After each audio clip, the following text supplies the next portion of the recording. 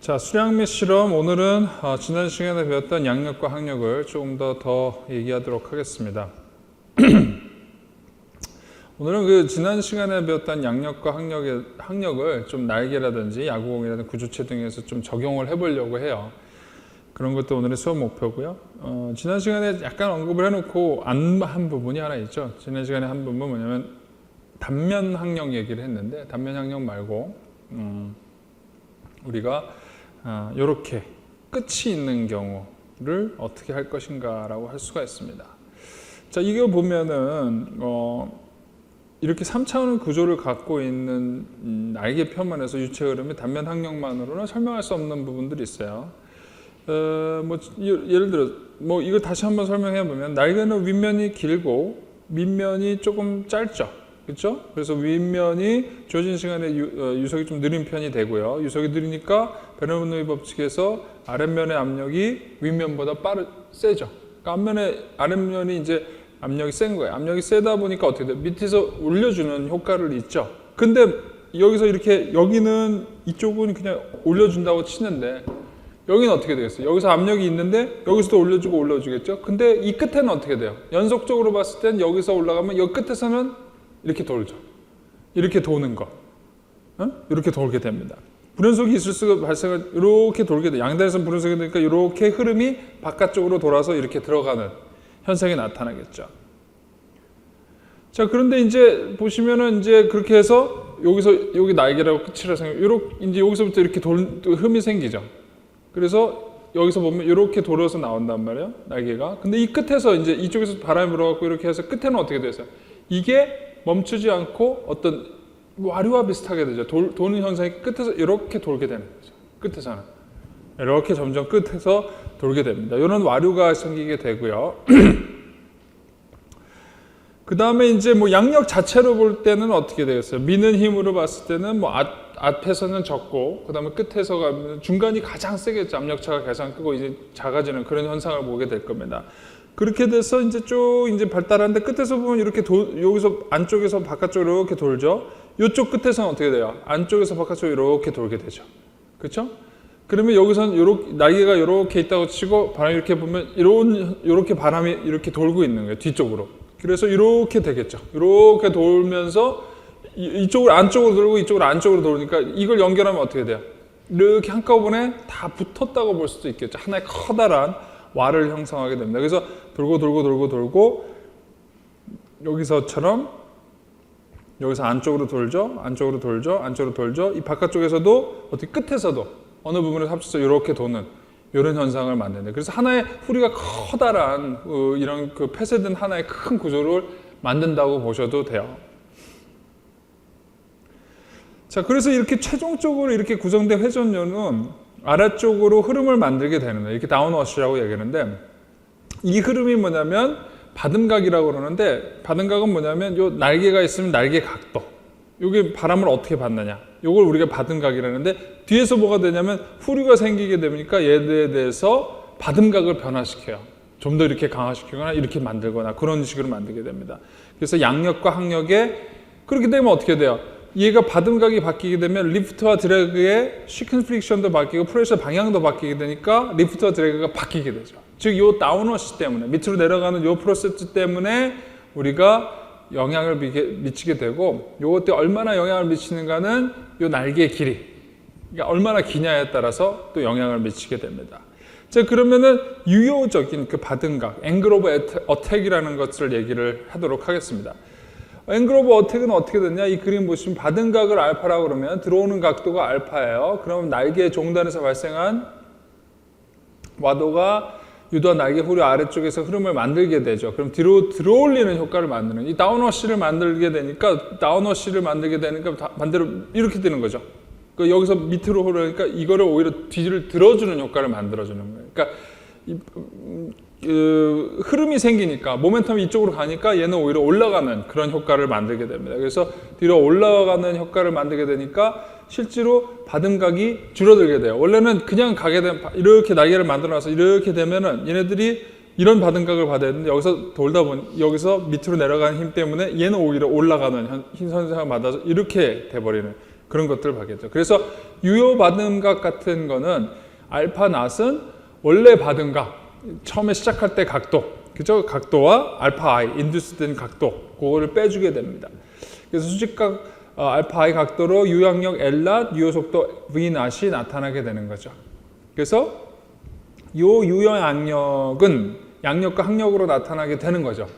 그렇죠? 그래서 DI를 종단에서 발생하는 와류에 의해서 생기는 요거를 인듀스드 드래그라고 합니다. 이제 결국은 이렇게 들어버리는 효과 때문에 나타난 그 리프트 때문에 생기는 것이 양력과 항력으로 나타나게 되는데 주로 항력으로 나타나는 그것을 인듀스드 드래그. 이건 그러니까 왜 나타나요? 인듀스드 드래그는 우리가 지금 이걸 2차원으로 보고 있지만 3차원 형상 때문에 생기는 거죠. 유도 항력은. 만약에 2차원이라고 영원히 끝이 있다면은 다운워시가 생기지 않을 거고 그렇게 되면은 이 인듀스드 드래그는 생기지 않는 거죠. 즉 회전이 존재할 때 일정 길이가 있는 날개의 총 항력은 단면 항력의 유도 항력을 합친 꼴이 나타나게 되는 거죠. 자, 종단의 영향을 받지 않을 때 항력, 단면 항력을 DO라고 하고 그때 총 항력은 유도 항력과의 합으로 인듀스드 드래그를 합쳐서 이렇게 표현할 수가 있습니다. 그 다음에 A로 V 제곱을 좌우로 나누게 되면 CD가 되고요. 요거는 이제 원래 거고 요거는 인듀스드고요. 그래서 유도 받음각 알파 I가 굉장히 작으면 이제 뭐 이렇게 조금 거의 움직이지 않으면 양력과 항력, 받음각 그리고 그리의 면적 B제곱 I는 이렇게 표현할 수가 있는 거죠. 그죠? 그래서 그 다음에 날개 위 항력이 반타원형형 분포를 하고 있으면은 결국은 인듀스드 드래그는 뭐 이런 형식으로 날개 그러니까 뭐냐면 인듀스드 드래그 최종으로 나타나는 것들은 이 드래그 리프트 포스에다가 그 면적과 날개 면적과 길이를 고려한 것들을 포함을 해서 나타나면 된다라는 얘기입니다.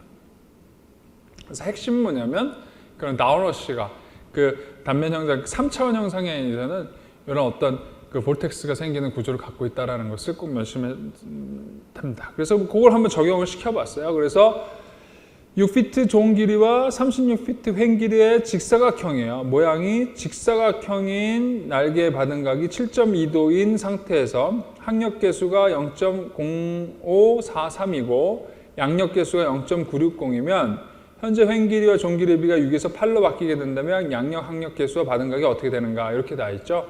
그래서 알파나 유효 각도는 알파 플러스 알파 I가 되고 받음각 플러스 여기서 인듀스된 이펙트, 그 다음에 CD는 CD not 플러스 CDI가 돼서요. 여기서 그 각도는 이렇게 계산하시면 되고요. 그 다음에 CDI는 이렇게 됩니다. 길이 B가 8이면 뭐 B제곱 뭐 요걸 계산해서 CL 0.96이 나오고요. 길이 B는 어떻게 되냐면 6일 때는 요걸 기준으로 해서 다시 6을 가지고 계산하면 0.0489가 나오게 됩니다.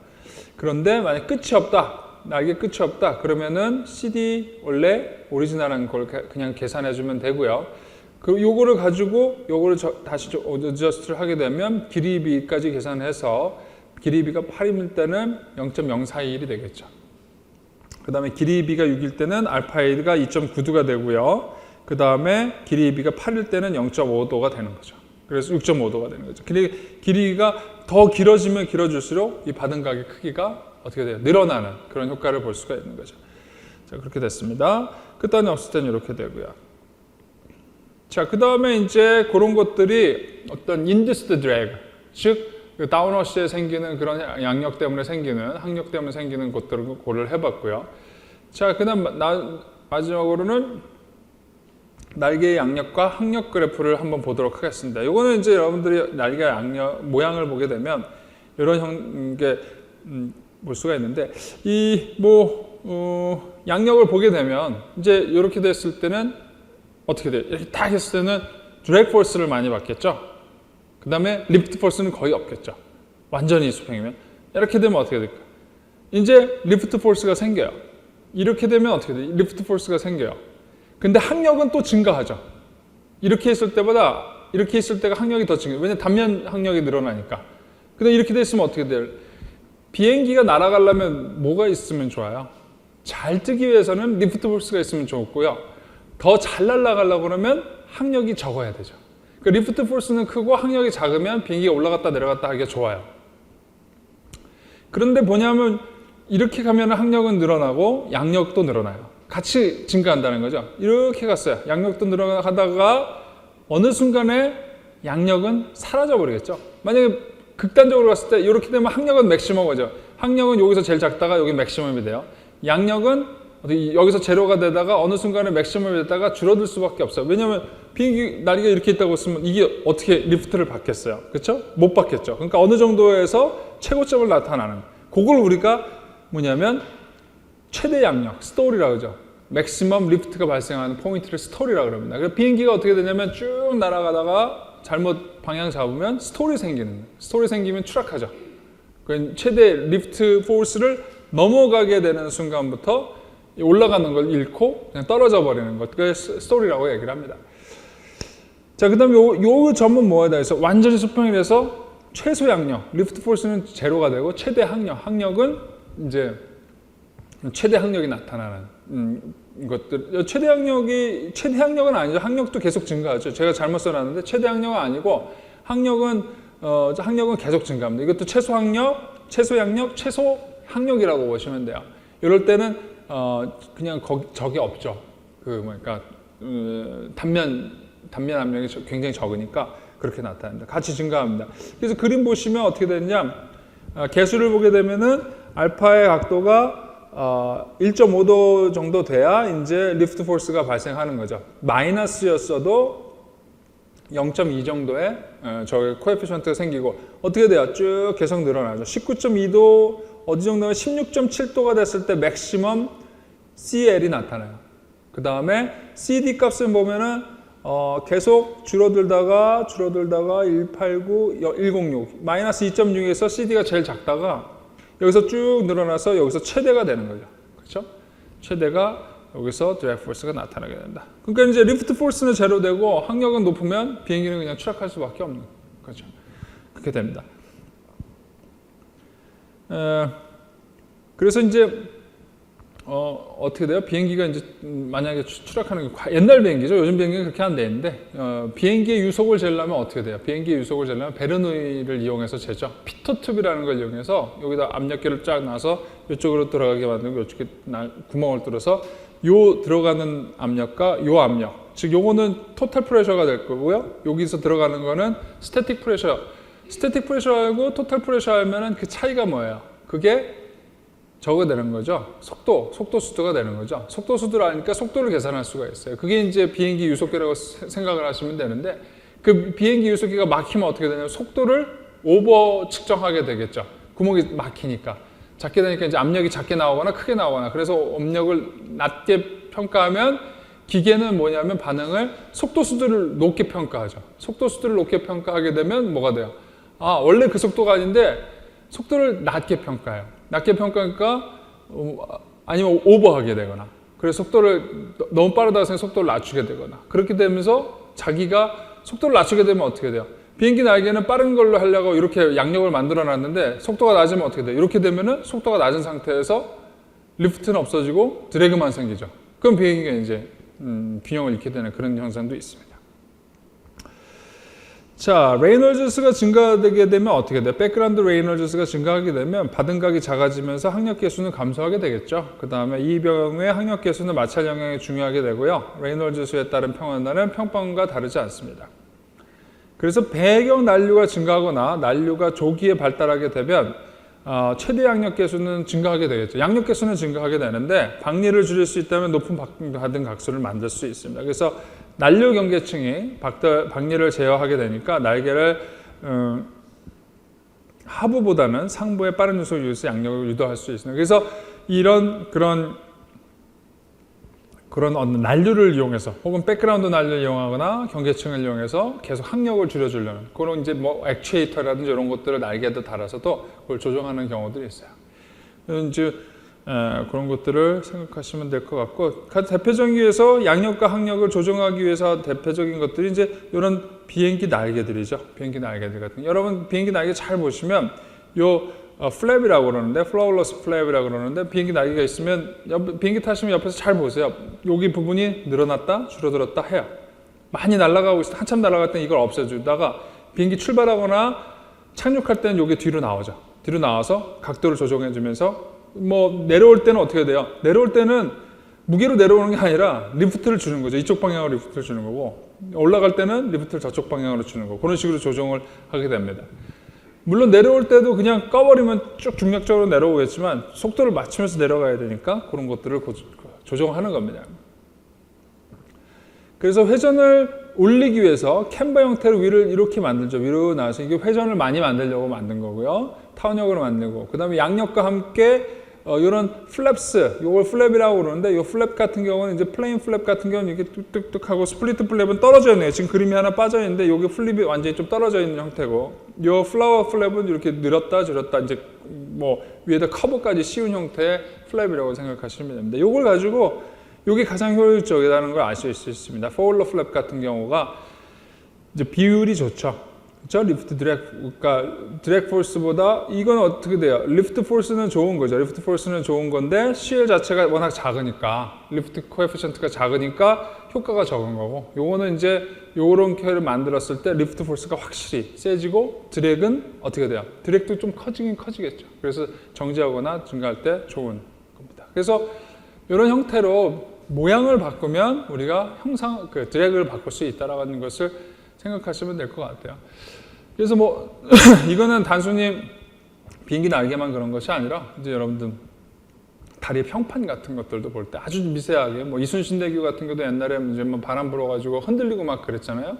그런 것들이 뭐 현수막 하나 쳐놓게 되면 그 다리 위에다가 교각 위에다가 현수막을 막으면 어떻게 돼요? 바운더리 레이어가 바뀌죠. 딱 닫아버리니까 거기에 바람이 못 들어오는 거예요. 거기서 여기서는 이게 다 뚫려 있어갖고 지나가야 되는 바람인데 막아놔버리니까 뭐냐면 여기서부터 세퍼레이션이 생기는 거예요.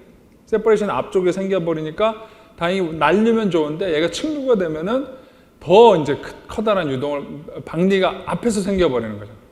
제가 뭐라 해서 방리가 뒤에 생겨야지 웨이크가 적어진다 그랬죠. 근데 여기다 막아서 여기서 방리가 생기게 되면은 이 몸체에 더 커다란 영향을 받게 됩니다.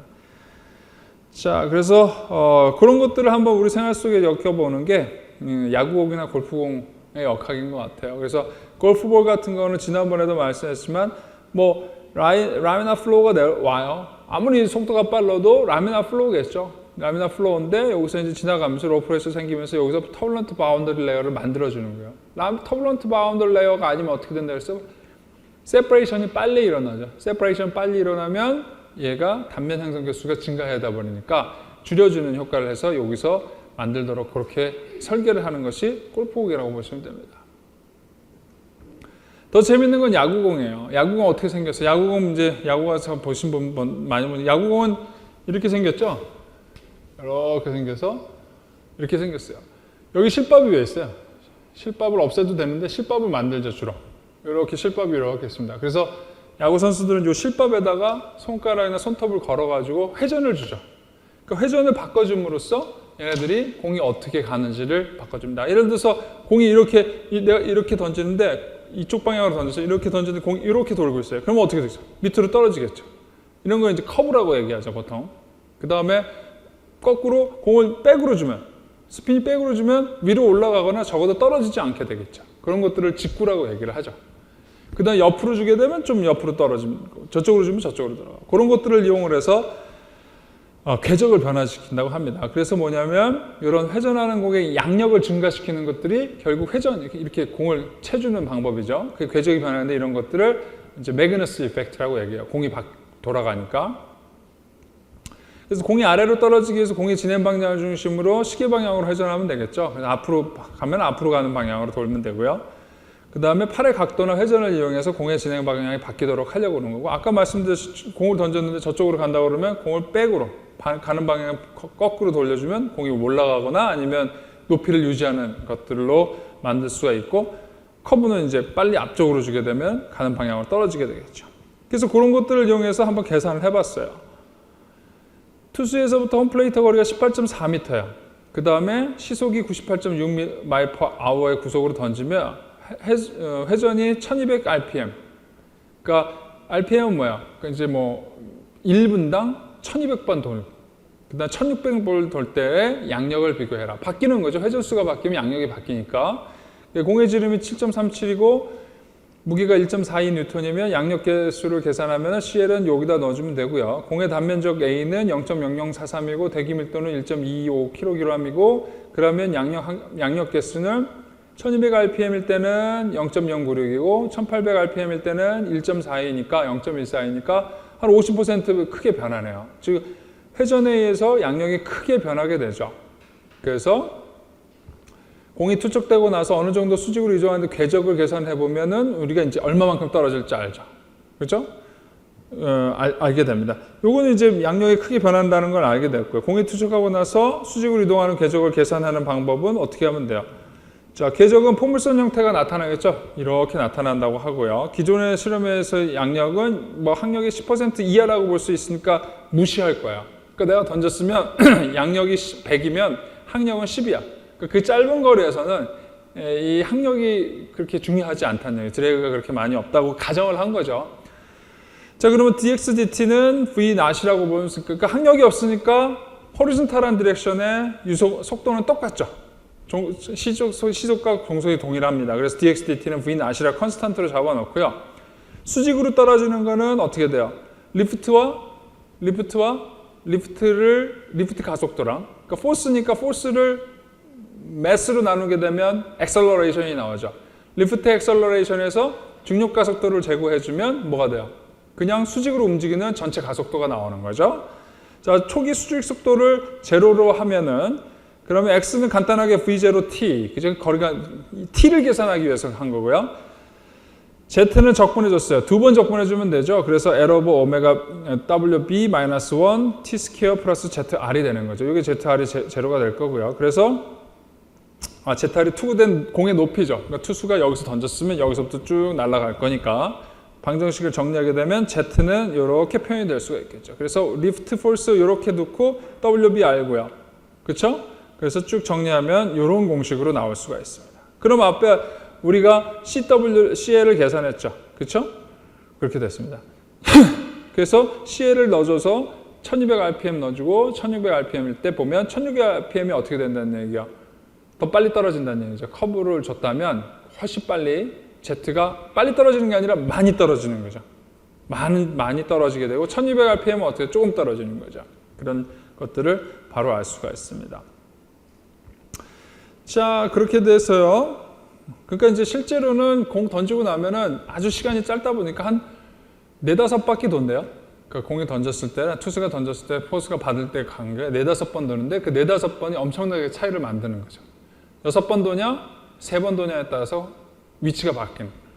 그게 10cm, 20cm 안 바뀌고 한 5cm, 3cm만 바뀌어도 이제 치는 사람 눈에서는 굉장히 큰 차이를 만들 수 있을 겁니다.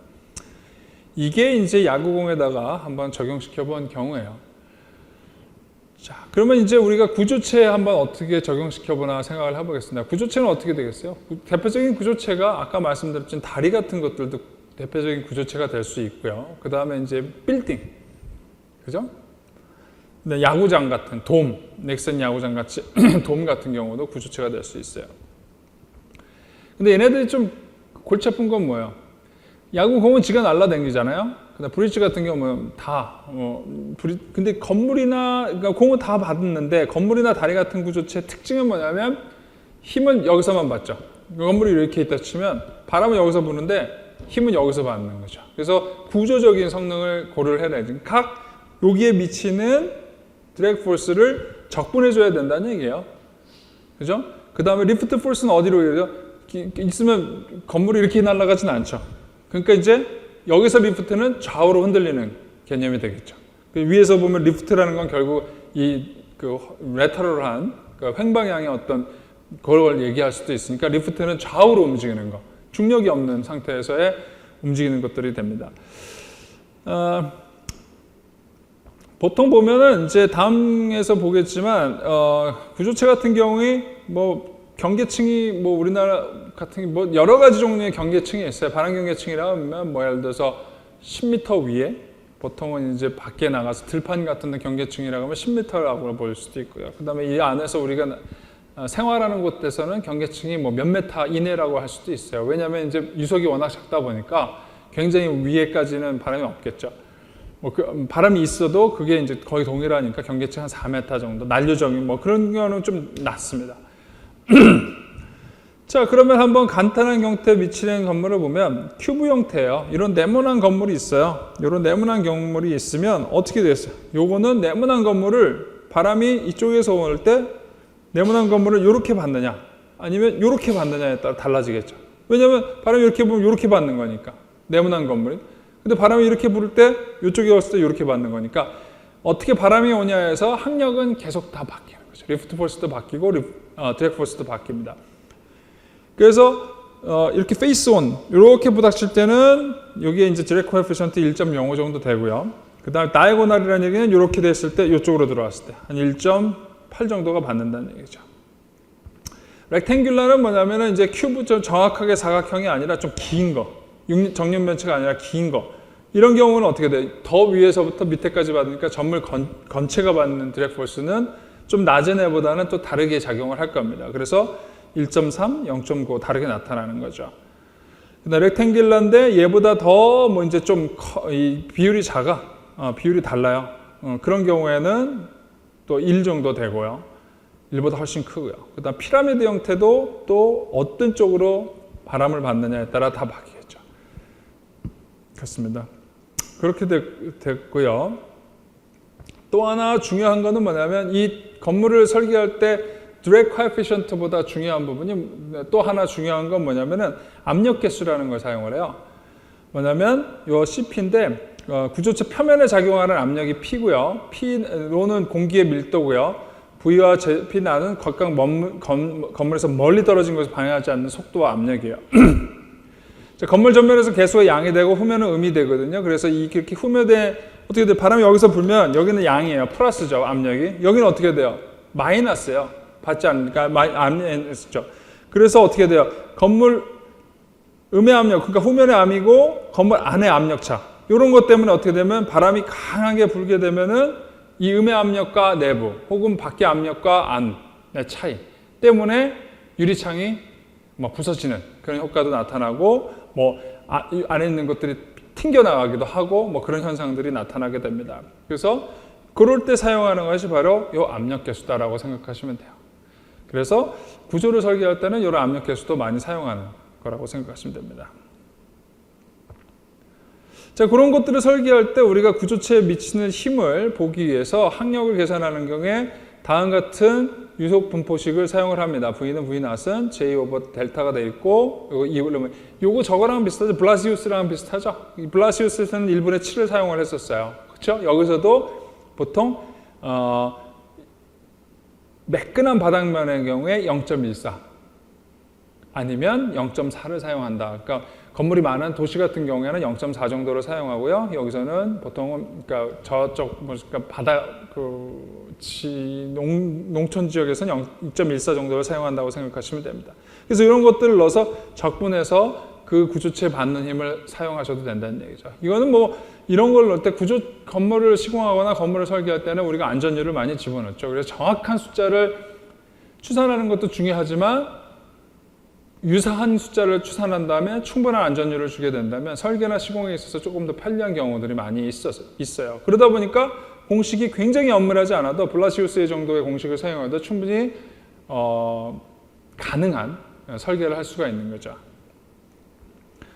여기서 정확도 올려봐요. 건물 시공할 때 삐끗하면 이제 완전히 달라지는 경우들이 많아서 그렇습니다. 자, 그래서 실제로 받는 항력을 계산하려면 어떻게 해야 돼요? 어느 한 점에 미치는 항력은 항력계수를 이용해서 요점에서 미치는 항력을 계산하려면 DD는 이렇게 계산하고 이렇게 됩니다. 근데 얘가 높이 함수가 되죠. 그 다음에 특히 뭐가 달라져요? 속도, 유속이 달라지죠. 그래서 이런 방법을 사용합니다. 그래서 D는 이렇게 표현을 되고요. 모멘텀은 이렇게 표현할 수가 있죠. 얘가 받는 모멘텀은, 그 다음에 이건 드래그 포스고요. 이건 모멘텀이라고 할 수가 있습니다. 그래서 모멘텀은 여기서 어떻게 됩니다. 여기서 거리를 가중시키면, 받는 힘의 거리를 가중시키면 그게 모멘텀이니까 이렇게 표현할 수가 있는 거죠. 자, 이걸 실제로 적용해 보면 한 건축가가 실린더 모양의 건물을 설계했고 상단에는 이렇게 설계를 한 다음에 상단에다가 모르는 식당을 따로 설계한 거예요. 여기는 기둥이고 여기다 엘리베이터 타고 올라가는데 여기 식당이 있어요. 그런 식당 가보고 싶잖아요. 그래서 그렇게 만들었어요. 식당 공단의 요 공간의 지름이 0.5피트 정도 된대요. 0.5피트고 높이는 한 20피트. 그 다음에 아래 지지 구조물은 요건 25피트 지름에 200피트 높이 정도가 되는 거죠. 이때 구조물에 미치는 총항력과 하부 중심에 걸리는 모멘트를 계산해라. 뭐 이런 얘기죠. 경계층 두개는 1500피트로 놔뒀어요. 그 다음 유속 분포 개수는 0.3이고 바람은 42 mph, mile per hour로 불렀습니다. 최대 하중을 계산해보면 두 부분은 나눠 계산하면 돼요. 이 부분이랑 이 기둥 부분 그렇게 나눠보면 됩니다. 일단은 유속은 어떻게 돼요? 일단은 0.4를 쓰라고 그랬죠. 유속 분포 개수가 아까 n, 1/n이었을 때 그 n 부분에 해당하는 걸 0.4로 쓰라고 되어 있는 거예요. 그래서 V는 62 곱하기 Z의 1500, 0.3. 그래서 이렇게 나타났고 레이놀즈 수는 최대 유속을 가지고 계산해봐도 굉장히 크죠. 굉장히 크니까 뭐 그렇게 걱정할 필요가 없을 것 같아요. 그래서 공식을 쓰면 되고요. 그래서 200피트 높이의 25피트 수직 공간에 5.4 곱하기 10의 6승의 직경의 기두에서 항력 개수는 약 0.6이에요. 계산을 해보면. 그래서 앞에 대입에 다 해보면 D는 토탈 드래그는 스템 부분이랑 레스토랑 부분 합쳐서 한 2857 정도 되고요. 뉴턴. 그 다음에 모멘텀은 이 정도 나온다라고 보시면 됩니다. 그래서 이런 식으로 여러분들이 이 건물이 걸리는 하중이나 모멘텀을 건질 수가 있어요. 자, 요거는 뭐냐면 지금까지 한 거는 가속도가 없었죠. 가속도가 없으니까 딱 하나만 더 해본다면 이런 구조물을 설계를 할 때 가속도가 필요한 경우, 가속도가 있으면 뭐라고 했어요? 흐름의 가속도가 있으면 뭘 고려해야 된다고요? added mass, 부가 질량을 고려해야 된다고 그랬죠. 그것이 핵심이 되는 경우, 즉 비정상 상태의 경우에는 우리가 말했던 added mass 부가 질량을 그 다음에 혹은 유도 항력이 아니죠? 유도 항력이죠. 근데 added mass를 고려를 해야 될 겁니다. 그래서 이런 added mass를 고려하는 것들을 우리가 바로 Morrison equation이라고 그래요. Morrison equation. 직접적으로 써놓으면 이거 이제 induced 항력 개수, 그 다음에 요거는 그러니까 added mass를 표현하는 부분이죠. 이게 CD 요 부분은 drag force입니다. 그래서 공식에다 다 집어넣고 CD 넣고요. 여기다 다 dVdt까지 넣고 CI 놔둔 다음에 됐습니다. 보통 천수 조건의 소진폭파 같은 경우는 우리가 이런 식으로 많이 표현을 해요. 그냥 간단한 계산을 위해서. 그래서 속도는 이렇게 되니까 dVdt도 넣고 마이너스 2파이 오버 t 곱하기 v나 sin 2파이t가 됐습니다. 그래서 모리슨 방정식에다 이것들을 다 집어넣어 준 거죠. 이것들을 다 싹 집어넣어 주고 나서 한 다음에 뭘 해야 돼요? 이제 바닥서부터 위까지 적분을 해야 되죠. 이거는 한 포인트에 미치는 힘이니까 전체적으로 바닥서부터 요거까지 해야 뭘 할 수 있어요? 바닥에 우리가 지지 부위를 설계할 수가 있는 거죠. 그래서 바닥에서 수면까지 앞에 식을 적분한 겁니다. 제로부터 요 수심까지 위까지 딱 적분을 해주고 나면 D는 이런 공식이 나오는 거죠. 그렇죠? 즉, 그 다음에 그래서 이 식을 잘 보게 되면 H가 뭐여서 깊이고 D는 시크니스가 되는 거죠. 즉, 면적과 부피를 나타내는 H와 D가 포함이 되어 있어요. 그 다음에 잘 보시면 알겠지만 요거는 H 곱하기 파이 D 제곱은 부피예요.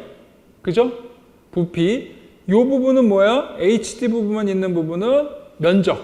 요거는 그러니까 CD에 해당하는 부분이고 요건 added mass에 해당하는 부분이죠. 즉 구조체를 설계할 때 항력 개수를 결정하는 방법은 항력수를 결정하는 방법은 개의 부피와 개의 면적이 둘 다 고려돼서 해야 된다는 얘기입니다. 특히 뭐가 있을 때? 가속도가 있을 때. 가속도가 없으면 굳이 added mass를 고려할 필요는 없겠죠.